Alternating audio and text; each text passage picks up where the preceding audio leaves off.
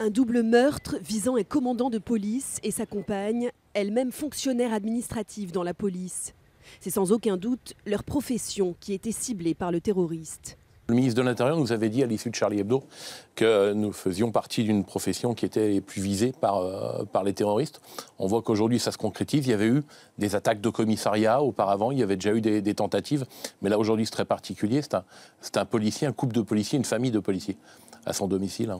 Parmi les dernières attaques recensées, celle d'un commissariat du 18e arrondissement de Paris en janvier.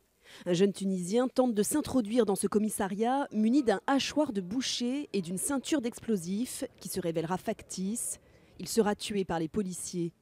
Dans une lettre retrouvée dans sa veste, il prête allégeance à Daesh.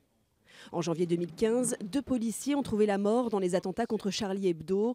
Franck Brinsolaro, 49 ans, chargé de la protection du dessinateur Charb, et Ahmed Merabet, 40 ans, brigadier dans le 11e arrondissement, tous 2 tués par les frères Kouachi. Le lendemain, c'est la policière municipale de Montrouge, Clarissa Jean-Philippe, 27 ans, qui sera tuée par Amédi Koulibaly à la veille de l'attaque de l'hypermarché Cacher de la Porte de Vincennes.